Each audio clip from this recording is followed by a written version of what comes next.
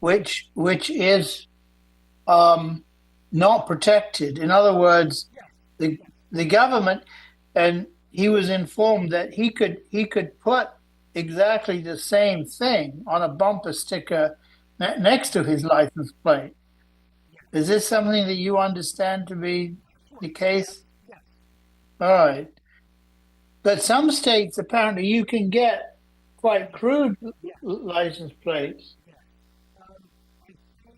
For the no, and my understanding is that this is completely state by state, sometimes county by county. I mean, it comes down to, and what, when you say crude, what someone's interpretation of what crude is, what someone's interpretation of, I mean, this is like the, the old Supreme Court definition of obscenity. I can't define it, but I know it when I see it. But that kind of vagueness is very dangerous.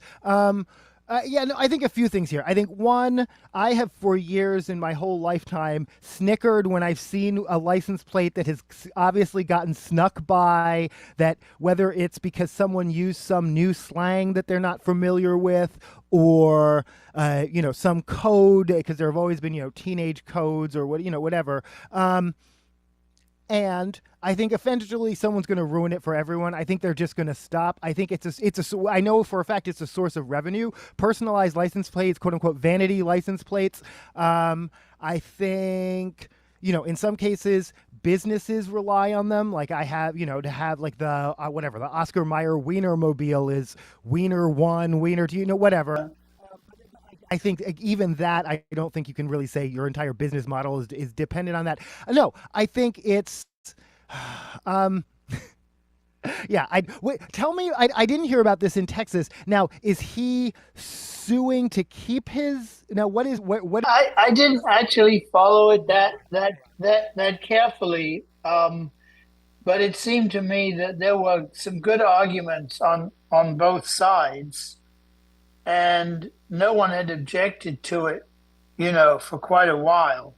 Um, One sort of broad question that we don't have as an answer for all of society is, if you say F so and so, does that automatically jump to a threat? Does that mean you dislike them? Because to me, it doesn't. To me, saying I don't like something is very different from saying I don't like something and therefore I plan to actively cause harm to. Those are two completely different things. But again, especially with this administration and any kind of phrasing of anything, if you say F so and so, is that a threat? And I say no, but they're really trying to. That's what I mean. Much more interesting than license plates is how they're trying to broaden definition of threat, not even necessarily obscenity or but of what constitutes a threat towards an individual, and how they're very much separating themselves from the rest of us. So, for instance, Supreme Court justices have lobbied Congress for more protections for them because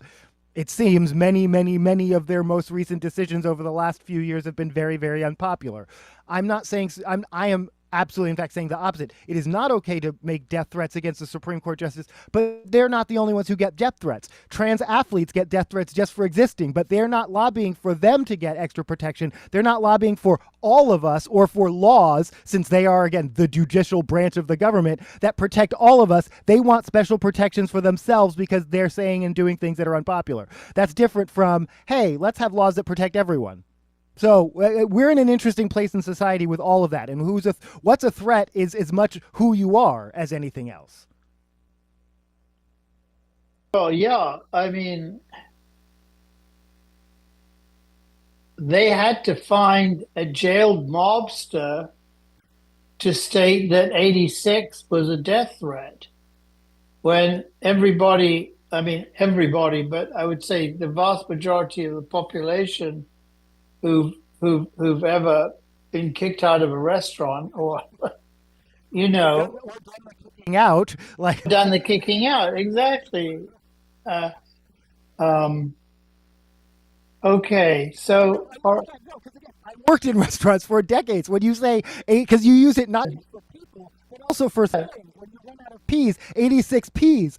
If that is meant, no one hates peas. No one is mad at peas. No one is threatening peas. It's there. It just they're going to assassinate peas. for the evening, you're going to have to order something else. I mean, it's these, but these things, I mean, they really, and again, I can't even believe we're still talking about vandalism, but he's still posting, he is still, with all the things he could be concerned about in the world, Netanyahu rejecting the Hamas, he's still concerned with this imaginary vandalism and what it means if people don't believe it, which they don't, because it's not. Okay, I need advice on topic 2 because I don't know enough about this. Don Lemon, okay? So I only know I came in reading the news that he'd been kicked off a TV show for a misogynistic remark about, I mean, it was an off the cuff remark about women of a certain age or something. I mean, it wasn't, I don't think it was even that. It was deemed to be inappropriate.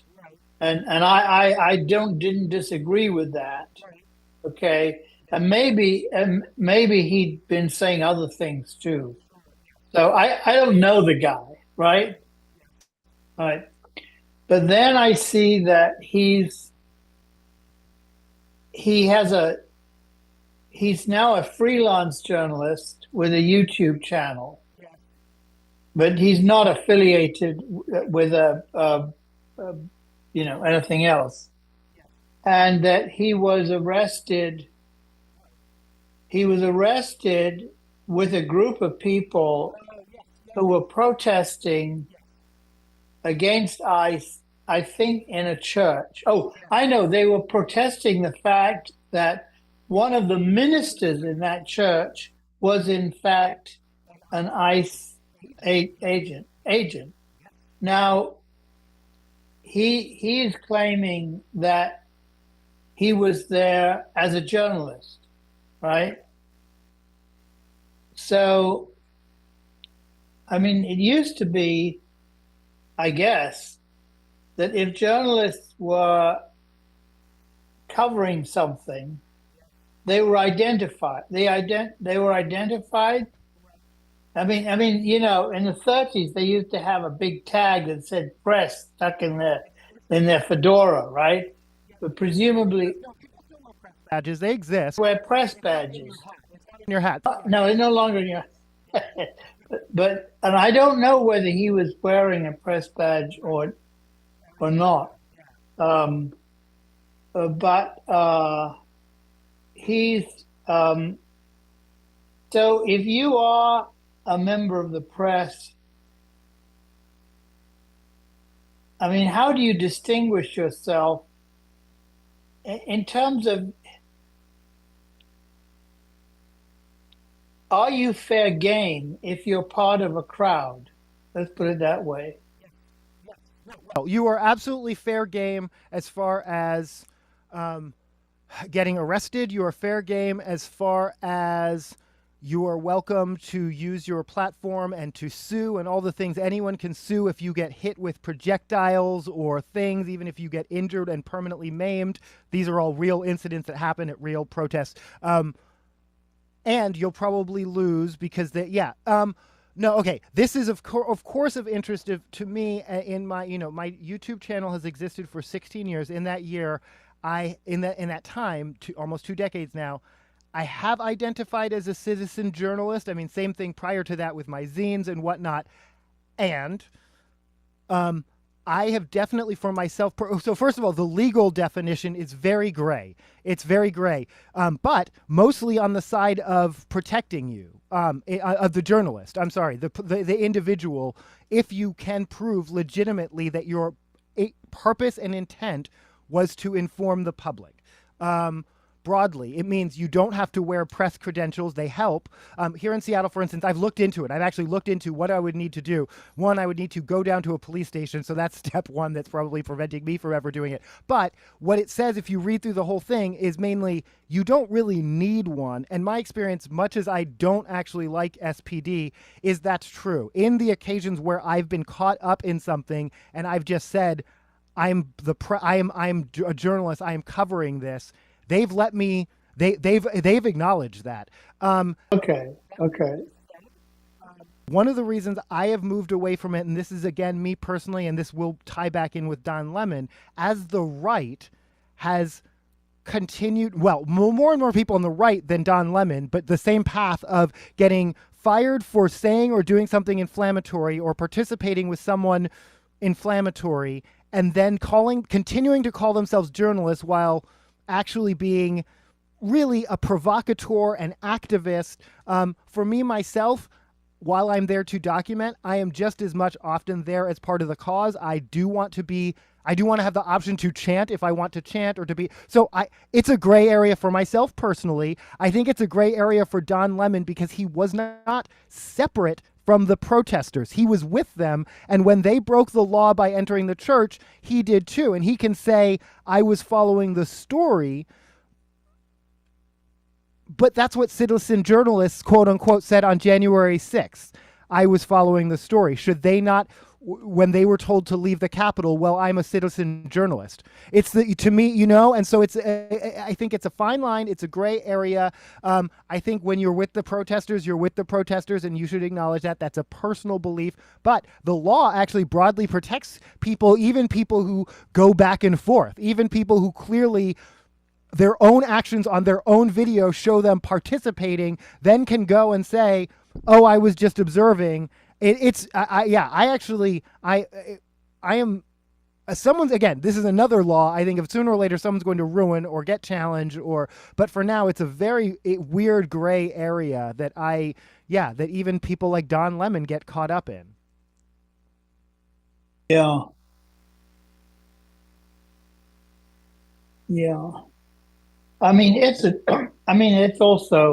same in a way in, in warfare, journalists are, if they're covering dangerous military activity, they're not protected, right? I mean, they are, in the sense that if they're in a vehicle marked press, the Israeli troops shouldn't bomb them, but that doesn't protect them. Because in that case in particular, when they do, they just claim that they had Hamas ties, or that they just, disingenuously claim, they try and... Either they didn't do it or they didn't do it.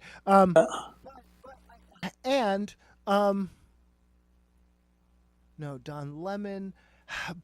I think at some point people we're not in an era where people do, but people will need to decide, I don't think you get to do both. And I understand, as someone who has tried to do both, it is confusing sometimes, but I think if you're there to document, you're there to document. I don't think you get to do both. And then that means you have to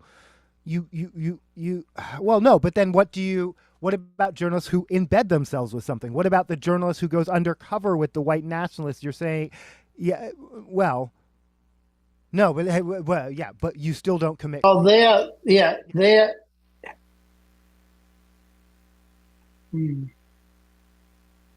I mean, you can be partisan and a journalist. I mean, you can be. I mean, it's very difficult, actually, I think, not to be partisan. I mean, yes, I think when it comes down to it, is it? I mean, judges. I think I almost question anyone who genuinely believes, who seems to genuinely believe that they are impartial, that that is a possible thing to be, and that they are capable of it. I am much less skeptical of someone who says and acknowledges out loud, I have biases, I consciously work on them, I am aware of them, I probably also have blind spots I'm not even aware of. That's much healthier to me than someone who says, I am impartial, this system is partial, and if you don't believe that, you're wrong, period. Like, that's just discredible. Same, I mean, whether it's a judge, whether it's a journalist, whether it's just not credible. You have to. Yeah. I think this is true. The origin of the jury system, which I guess was in England, the origin was to find 12 people who knew the defendant, who knew the defendant. The point was to find 12 people in the village or whatever who knew him, not 12 people who didn't or who had no opinion. It was actually to find people who did. There was Joe would never do that. Or yes, he was a trusty old guy. I'm sure he did it. So you know, and also in that old-fashioned local situation, the justice of the peace was often not necessarily a legal scholar, but he was a local squire, and once a month he'd go down and he'd put the drunks in jail or not, but they would be people he knew. Yeah. And so was that egregiously unfair or actually quite fair? So it depends on but there was an admission of bias. Well, actually, the point was to be biased, right? The point was to have a point of view about something or someone. I don't think I knew that about, and now, of course, a jury of your peers is meant to be, yeah, exactly the opposite. Someone who knows nothing about you, knows nothing. In fact, if your case hasn't read the newspaper, then the opposite. But also, if anyone is the same race as you, it is automatically assumed they are on your side, and that is grounds for dismissal from the jury. Like, it's the jury selection process is completely, like, how blatantly racially motivated it is just seems illegal, has always seemed illegal to me since I was a child. I mean, they don't ever say it's for race, but they're allowed so many, and you person after person, and then they're all whatever race, and you're just dismissing them, and it's okay because it's, I don't know, it's that all. But back to journalists, I think the first sleight of hand was to convince people that it was impartial, that it should be impartial, that what you should expect from one source. That, I mean, the history of journalism was, anyone who could afford a printing press set up and of course their perspective, the editorial, and yes, you made some lip service to your editorial page being separate from your reporting, but everyone understood that your perspective, the reason the editorial page existed was to help people understand the lens through which your reporting came. I mean, it's right. I mean, I'm not. I mean, I grew up in a country that had probably at least 6 morning newspapers and at least 3 afternoon newspapers. And these were distributed, because it's a small country, these were distributed to everybody, right? And it was a given that your place, a combination of your own opinion about your place in society and your political leanings determined which newspaper you got, whether it was the Times, Telegraph, the Express. Those were for conservative people. The Express for conservative, more working class people, but still conservative. and if you were Labour, then you took the Guardian. Well, so there were not only newspapers for the left and the right, there were newspapers for different classes of the left and and the right. So if you unless you took several newspapers, you were being taught by your you were listening to the choir. You were your news was being filtered by you know by what they want, what the journalists knew you wanted to hear or support, right? And I mean, I think well, I mean, I don't know how relevant newspapers are at all, but yes, they still exist. And I think that the same framework exists here in this country. So, in New York, on the left, you have the New York Times, allegedly or historically, though, in the last year or so, they've published all sorts of ridiculous things. But and then on the right, if you're if working class, you have the New York Post, and then if you're wealthier, you have the Wall Street Journal, the Financial Times, which really tells they're not hammering immigrants and crime and all that. They're talking they're pro business, they're pro executive, but their conservative leaning is very open on their page as well in a very different way. It's just for different people. It's a different. I mean, I don't say class, but economic status. Yes, yeah, yeah, yeah. Is any of that influential at all, or is it all just a random person with YouTube with a holding a microphone who's standing outside of a lot making up anything that may or may not be true because that, especially on the right, goes straight up to channels. Like, it can go straight from random guy making things up on YouTube to the president repeating it. I mean, it's so what? I don't know. I mean, I think that and all of that rests on the president being able to call that person a journalist, but they have literally no more credentials than I do, or I mean, It allows him to say everybody thinks, or people are talking about, or everybody meaning somebody, one person maybe. Okay, I have another subject. So I was listening to on my walk. I was listening to The Who. I was listening to Tommy. Okay, I've heard Tommy many times. I've seen the movie, right? I guess. I've heard the lyrics. Okay. So it struck me this time that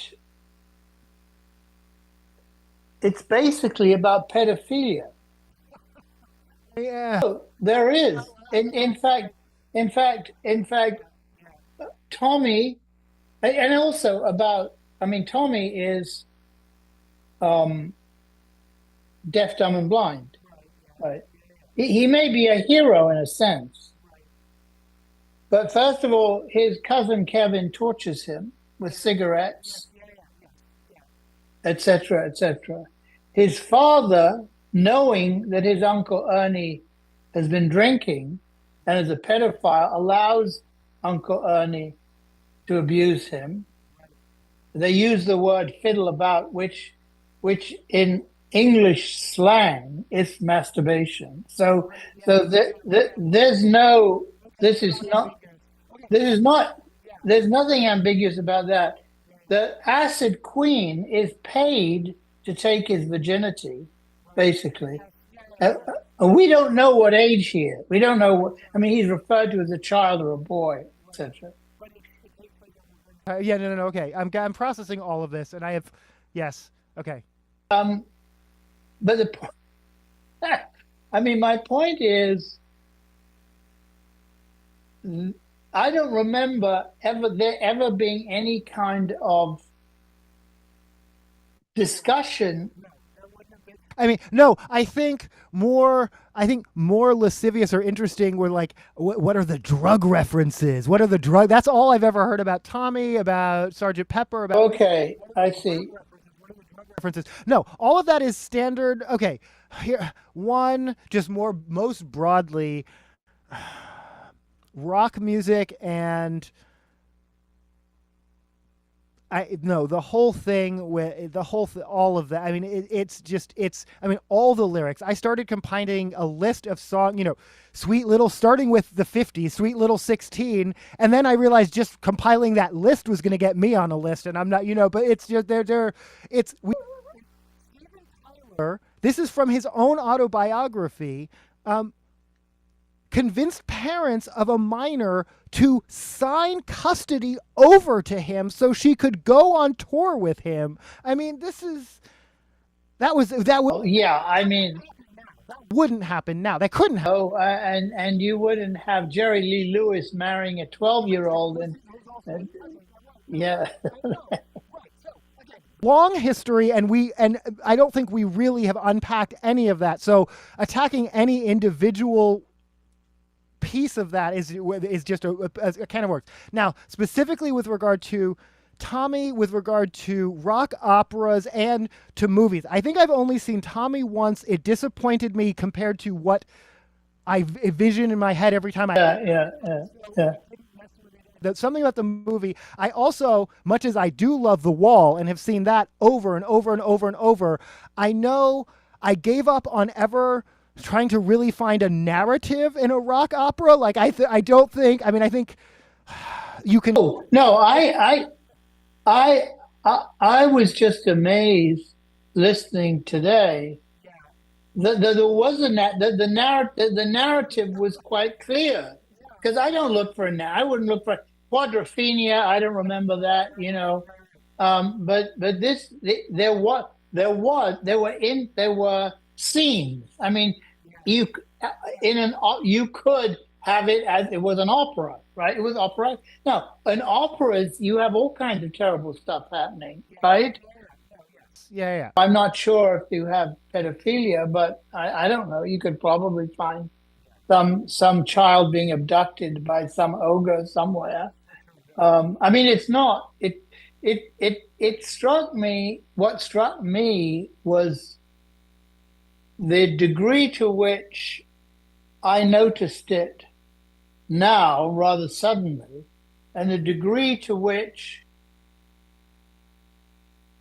I had absorbed it, but I hadn't criticized it. I mean, I don't know if criticized is the right word. I mean, they're very smart boys, the Who. I mean, they knew what they would. This was not shock value. I think it was about the culture, you know, and a working class culture, etc. So, No, that's what I'm thinking too, and I don't know, and I would be curious what I'm sure that because it is so famous that there have been deep dives into what their motivation and the writing and all that.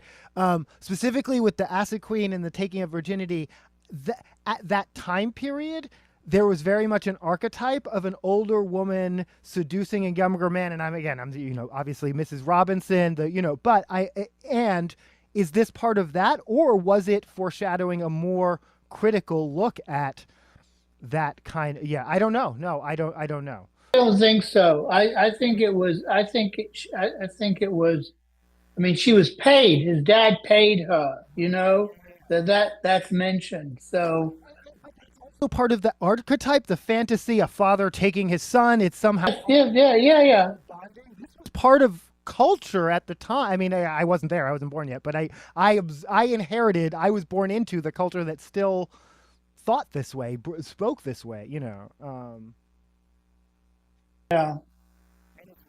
It's only like still the last 5-10 years that there's been any kind of reckoning that anyone really sort of. Yeah, I'm trying to think of my own media that I'm like, oh wow, I never caught that, or I didn't. I don't know. I mean, it's since then that, well, certainly in the UK, well, there have been some very, like Jimmy Savile, there was some Very like, I mean, yeah. like I think a wake up people wake up call. I don't know, but you couldn't. I mean, I don't think you could get away with that now, could you? Those lyrics. Yeah, no, not no, I don't think so. Um, I no, I sorry, and I again, I'm thinking about Michael Jackson, the Michael Jackson estate. How I don't think anyone else you could just keep making profit off of. I mean, after the level of allegations and the sort of I don't know. He's not singing about it. No, I know. Yes, yes, yeah, yeah, yeah. He's not singing about it. So you could. I mean, are there? I mean, again, he died in 2009. By his late catalog, he was already singing about false accusations. He was already. I mean, he didn't either ever admit or deny anything in his music, but he was singing about his perception of being persecuted by. Okay. Oh, all But right. I don't necessarily promote those songs. I mean, they're obviously going to promote the Billie Jean and the Thriller and the hits, but. Yeah. Again, Jimmy Savile, like all of them, it's all person non grata. Everything, no matter decades of entertainment, is just no, you don't talk about it, you don't listen to it, you don't. But I can't think of anyone else like Michael Jackson, where you just keep profiting off of it, and they're going to keep. I mean, and bigger profit. I mean, the Michael Jackson movie made huge money, and they're going to probably make a sequel, which again, whatever. Um, Oh, yeah. Oh, I see. Well, yeah. Jackson movie was going to incorporate all of it, including the allegations. It was by I can't remember who the original director was, but they got dismissed and it got turned into a puff piece run by the foundation. But what's interesting, again, because the movie ends sort of right where the allegations start, I don't know what they're going to do for a sequel. Like anyway. And this just made me think of, and I don't know if you had more topics. I'm more than happy to talk about that. Go ahead. And they announced a partnership with OpenAI, dropped a movie that was completed that was about Sam Altman and the founding of AI and basically what a terrible person he is and how unethical he is. It was a completed movie starring Andrew Garfield, but it has now been picked up by Neon Pictures. So I guess, I mean, I'm glad we will see it. I'm glad, but I still think it's just very interesting that Amazon openly just announced we've made a deal and now we're dropping, I mean, practically back to back, like 2 or 3 days apart. That's not illegal, nor did it have any economic, no one boycotted Amazon. But I mean, this could happen with anything. And again, Amazon, the same company that did the Melania documentary. And so. Yeah, well, because Jeff Bezos wants to be at the next inauguration, Trump's third inauguration. But I mean, the CBS has been taken over now. I think it's been defanged. It's being reoriented. I think politically, or they're attempting to. They're hiring new people, some of whom are not as right-wing insiders, but what does that mean for those people? Are they going to last less than a year and then give up because they're yes. They're tempted. They've been given a lot of money, and they think they can change it, right? Stuck around 6. They think there's somebody that their predecessors who left overreacted, and they talk to the people, and the people seem very decent. And they want to be completely neutral, which of course they won't be, so they'll get suckered in. And no, I mean, Murdoch did that. And CNN, they'll do the same thing with CNN. They want to take they want to dominate the media with right wing.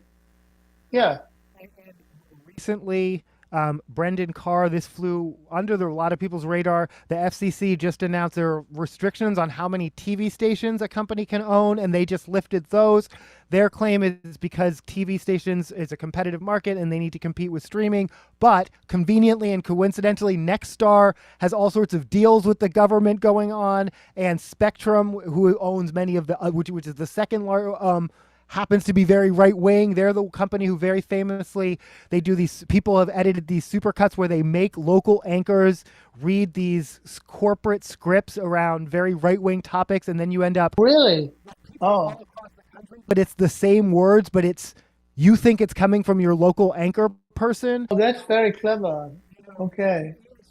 They're yeah, the right wing is consolidating very, very quickly in front of our eyes, very openly, while also screaming back and forth and even suing in cases around the fairness doctrine and these, again, almost imaginary fairness rules that haven't actually been practiced or existed in years, let alone, I mean, you know, because Trump says, you know, you edited it deceptively, you have to play my whole speech, or, you know, all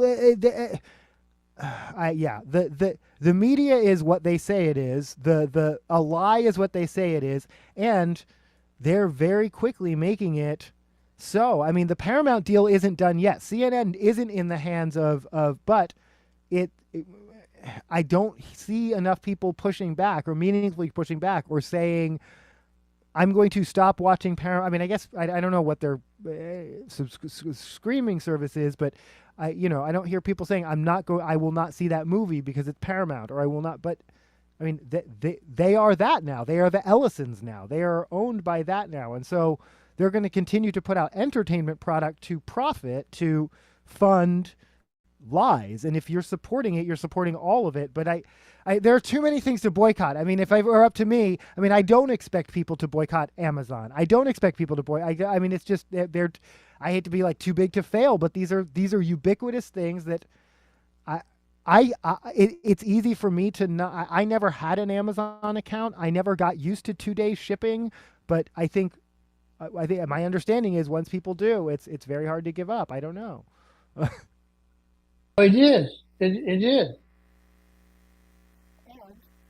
Other piece of it is, what is better? What is the alternative? You know, I mean, if you're telling people, because I always say boycotts are better than boycotts, and by boycott I mean, you know, support local, support Yeah. people, don't shop there, but there's no viable alternative, especially for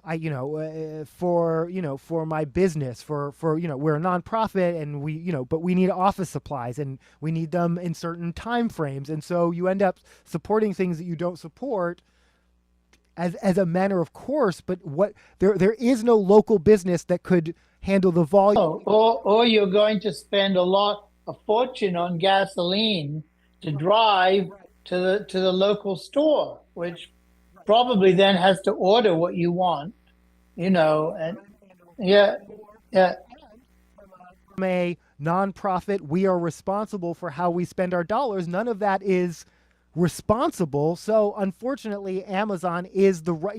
No. So again, I'm not telling people they need to boycott everything, but we're at a point where I do think people may have to give up just tiny measures of comfort for if and where they can. Because I get it. I mean, it's all evil. It's all every company. There's no streaming service that isn't compromised, that isn't connected to something, that isn't. I found it even Bandcamp, which is it's not really a streaming service, but it's a distribution service, and it's mostly for independent bands. But of course, a big company has a small piece of it, so. And when the moment they got a small piece of it, they laid off 40 people, and so even when you think you're supporting small or independent, you come to find out it's actually owned. It is small and independent for now, and you're supporting it, gets it big enough that it gets bought out by there's almost no winning. choices. I guess that is my statement. I don't know how to make ethical choices anymore. It's getting harder and harder every day. Yeah. Well, Is anything? um,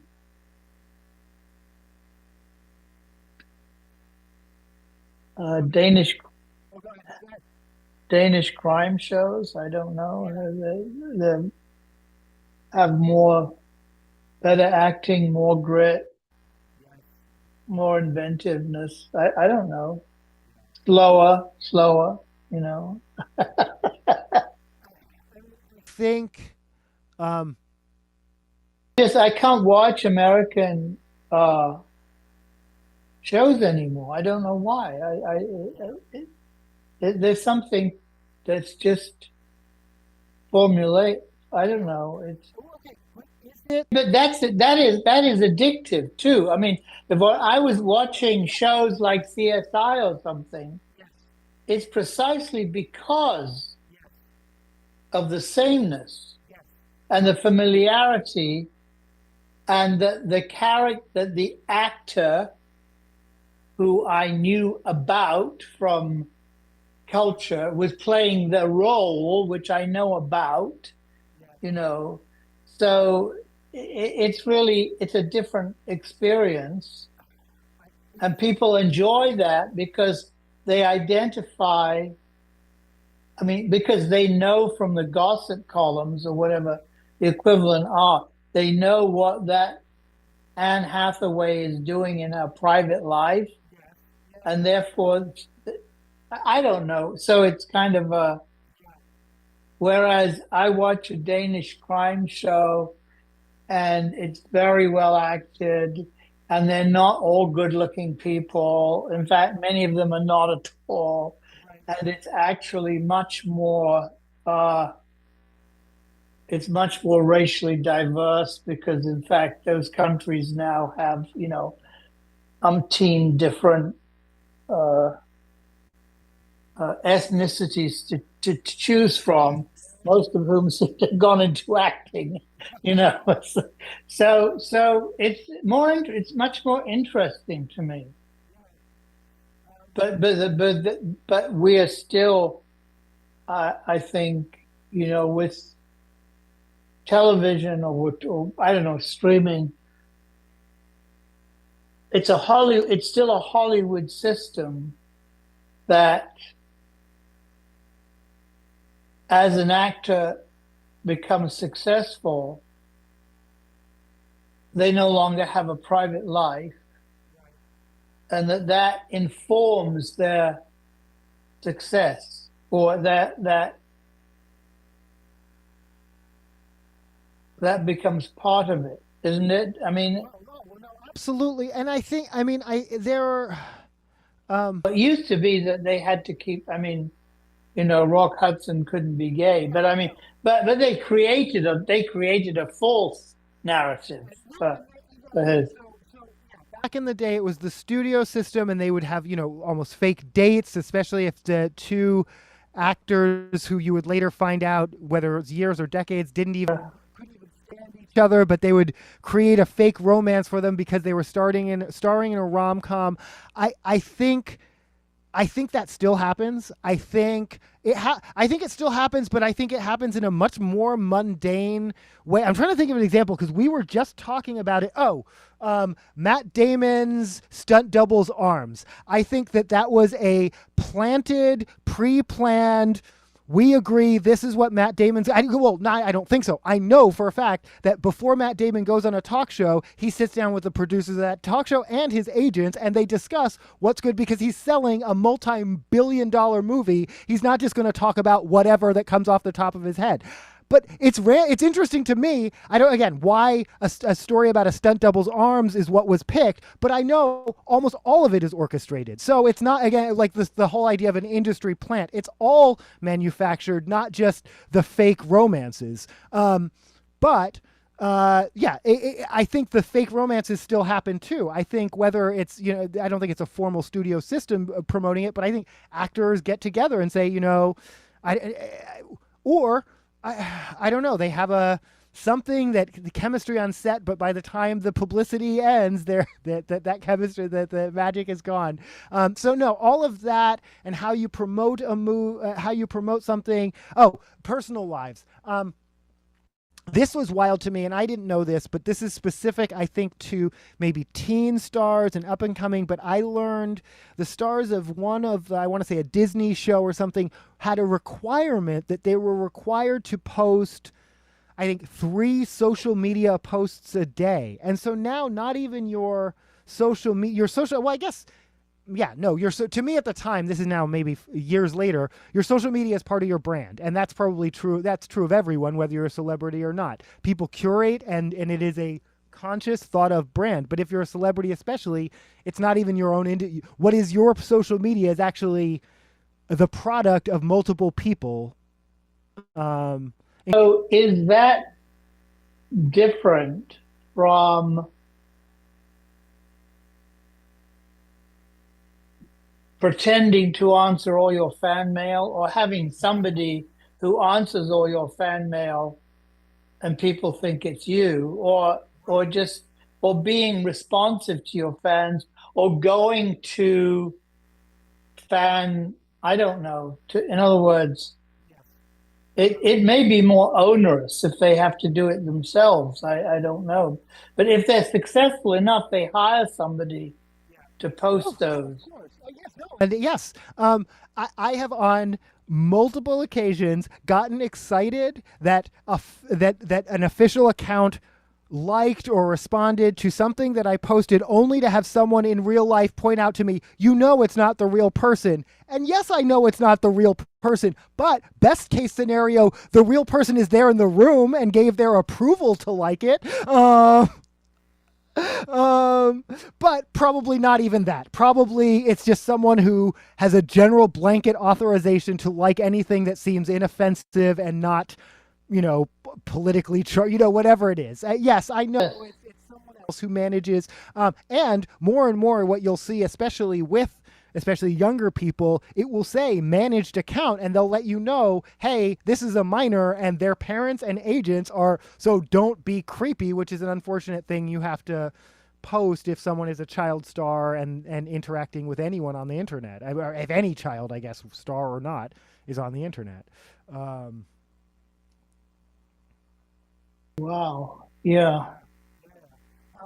Back to what you said about sort of beats and yes, the rhythms are both what, especially I think for me, and I know I do attribute it to age or just weariness of I've seen so many of the same tropes over and over and over. But also that can be the comforting. I can remember being sick, and it was a Law and Order, one of those marathons where it's just all weekend on some station, and they're playing completely different seasons. The cops and the lawyers are all blending together, and yet something, even though the individual cases are all kind of just washing over me because I'm sick and feverish and delirious, something comforting about the dun-dun, about knowing by the second commercial, the criminal is going to be caught. By the third commercial, there's going to be some twist. But it doesn't. The story doesn't matter. It really does. It's just the beats that are comforting. That are, yeah. You know that within the first 15 minutes, they will approach a suspect, and instead of going behind them, they shout their name from 50 feet away, so that then they chase them. I mean, that actually that's universal. That's in every country's crime. The police are absolutely incapable. And if there's 2 of them, I mean, one can go ahead and but no, they say, hey, and then there's a 90% chance that they're not the suspect or related to the suspect. No, they're not. And it's always because no, they're not. Hospital, and I was afraid that yeah. No. Too early in the story for that person to be the, yeah, that. Yeah. So yeah, no, there is something comforting about that. Okay. Abu Dhabi, Guggenheim opening in Abu Dhabi. Any thoughts? Any? I mean, it's just Well, I,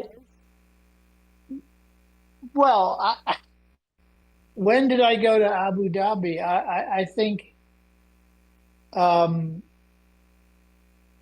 the Guggenheim,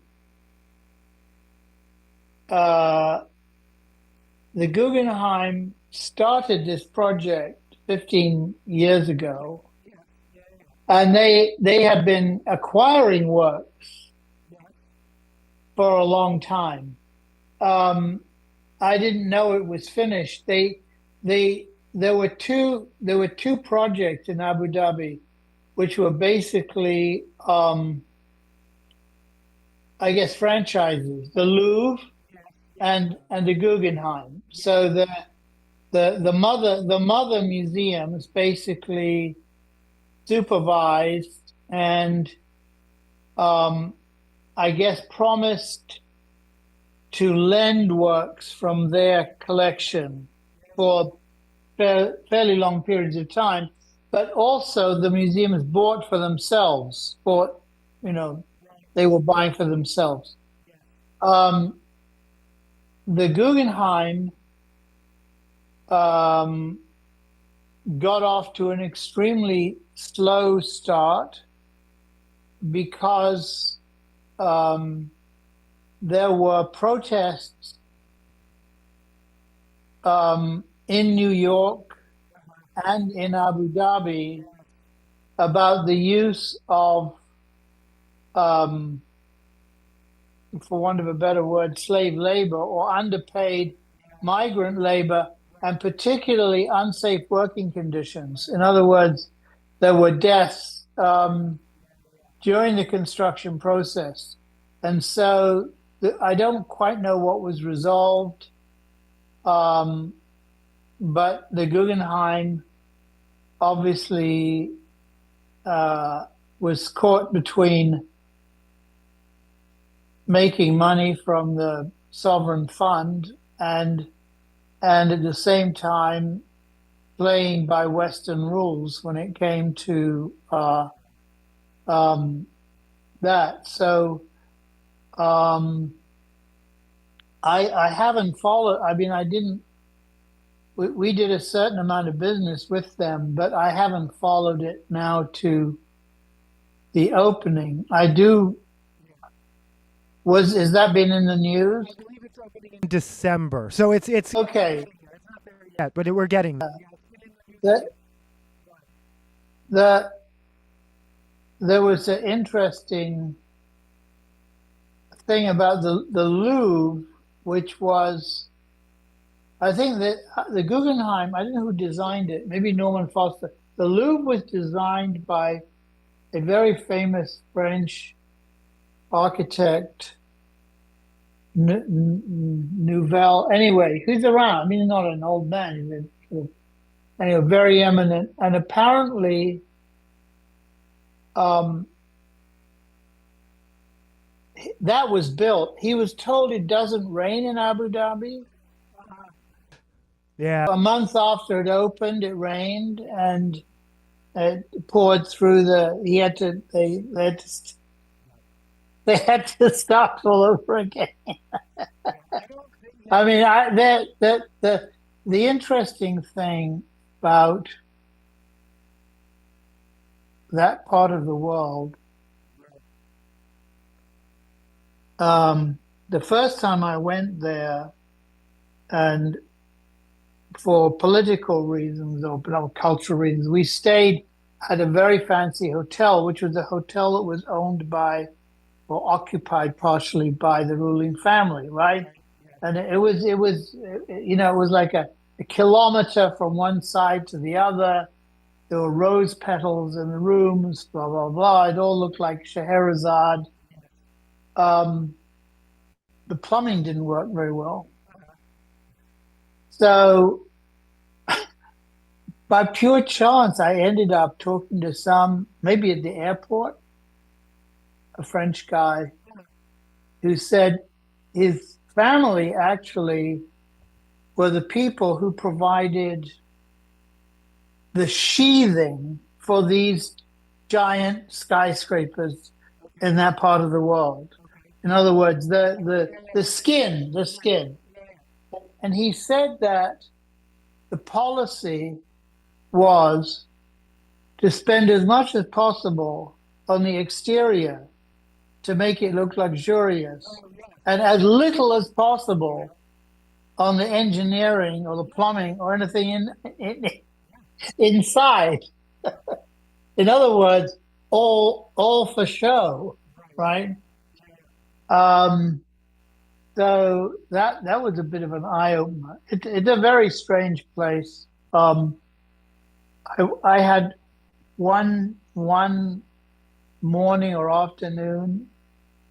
I went to a beach, which is all. I mean, it's real sand, but it was never there. In other words, it's a man-made beach. Yes. Not far away, you can see, oil rigs and stuff like that. And the only time I could say that I had a relaxed conversation with somebody from there was the gentleman who brought me my deck chair, who had been a cricketer in the West Indies. And he was extremely knowledgeable, but he could make more money with deck chairs. It was kind of sad. It was kind of sad. It's a strange. I I haven't been anywhere that I felt such cultural dissonance, I would imagine. including China, Japan, anywhere. No, but it's the whole, um, and this is going back, I guess, you know, hundreds of years. It's so hot. If you're wealthy, you don't get up until 6 p.m. You eat at midnight or 1. But you expect everybody else to accommodate you. And you're not going to be in an office. I mean, you may have business with the rest of the world, but you're not going to be in an office at 3 in the afternoon or 11 in the morning. And everybody will wait for you to wake up. Everybody, even prime ministers, because you've got so much money. Mm, mm. Okay, so thank you for. I had forgotten that this project had been going on for a long time. I do remember the sort of scandals around the construction. I'd forgotten that, but I do remember that now. It is kind of being. The media attention now doesn't seem to be capturing that full story around, like it seems to be sort of part of this sort of new money infused, like it's like treating it as if it's part of sort of a more recent phenomenon. But you're right, obviously this has been going on for a long time.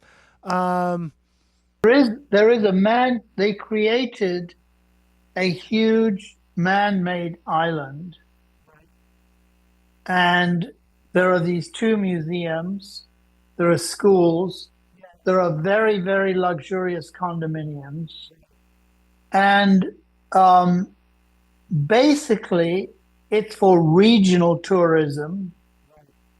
They don't expect Americans to go there, but Germans go there. Plenty of Europeans go there. I don't know why they go there. Well, they used to before the war. This war, I think this war has. I mean, they used to go there and think it was safe. Well, I don't think it's. They don't think it's safe anymore. Anyway, Okay, back to condos and having the most expensive. Like sort of exteriors. I will say, one of the things I picked up when I was looking at homes of all different prices and styles, here in Seattle before I ended up here. I learned the phrase contractor grade and how you could have the most fancy exteriors, but you can very quickly tell when they're using sort of the very cheap, the appliances, the fixtures, you can tell. And it's amazing how some of the most expensive, at least I guess it sounds like around the world, but here in Seattle, the most expensive, charging $2.1 million for a penthouse condo, but the penthouse itself is, it's, the walls are plywood, or you can, it's, yeah, no, that's always interesting to me.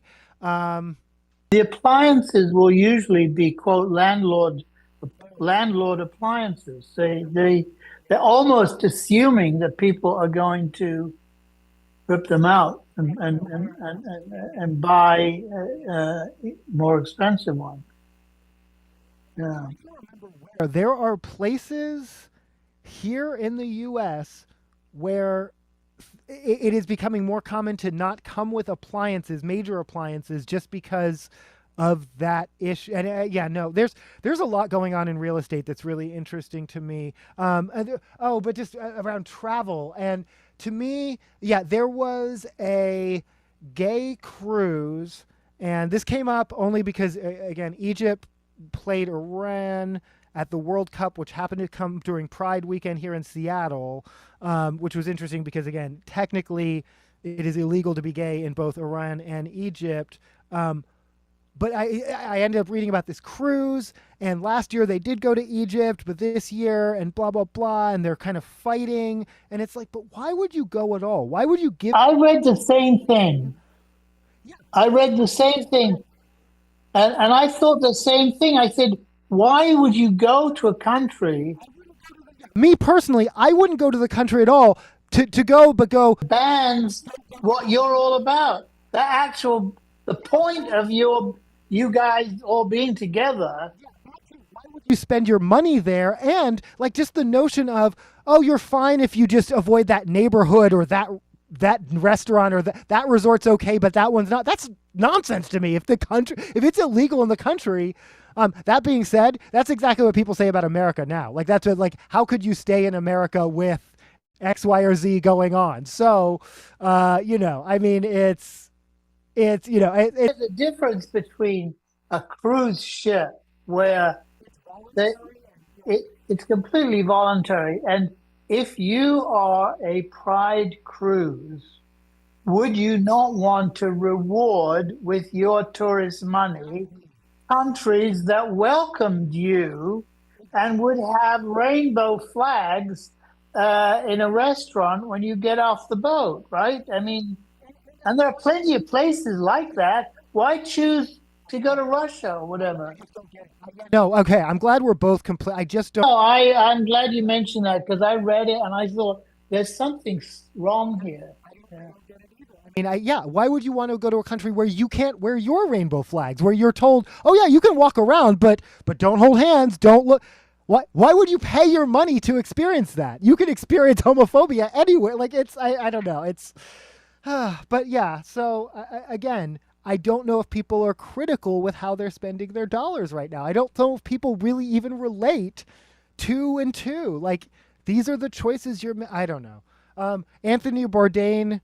Biopic, do we want it? Do we need it? Do we... I know so little about him, and I have never been tempted to find out more because food as a culture doesn't interest as a... I like paintings. I don't dislike food, but I'm too old to get to know a lot about it and people and foodies and I know that he was a celebrity and interesting guy or did some bad stuff. I don't know, but okay, I love him. I've only read his one book, Kitchen Confidential. one thing I don't like about him is how he's used as an excuse or an example. He's sort of the archetype of the hothead chef, and this idea that chefs are allowed to abuse their coworkers or colleagues. Oh, yeah, I'm very much against that. I don't understand that. I don't. And he is the center of that culture and almost a sort of Oh, apologist. Like, if they're genius enough, then it's okay. And none of that is okay. But later in life, what he did is travel the world, and he was really, to me, almost more of a travel log than even at this point. It's less about food, but he didn't go to the fine dining places. He didn't go to the Michelin starred. He went to the where is the village, and where is the place that's not even on a map, that you can't find on Google, whatever, that the okay. he goes and he talks to them, and so he really, really sought out the real, and so and he encouraged people to do that, and I think that whole movement. That's good. Yeah, I think that's Oh. all positive. That being said, I don't think I don't think he was probably I think he grew into that magnanimous person, and canonizing his early years where he was just kind of a young snotty punk I don't think serves anyone or anything. I'm not excited about it yet, even though I am a fan. I was just curious if you Oh, I don't know enough about him even to be critical, but I do know that that some of the best food I've had in Asia has been, street food, or when somebody's taken me to a family restaurant. All right.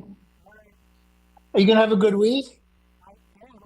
to just I am heading out now to, it's called Arts on the Ave, and it's a street festival. Great.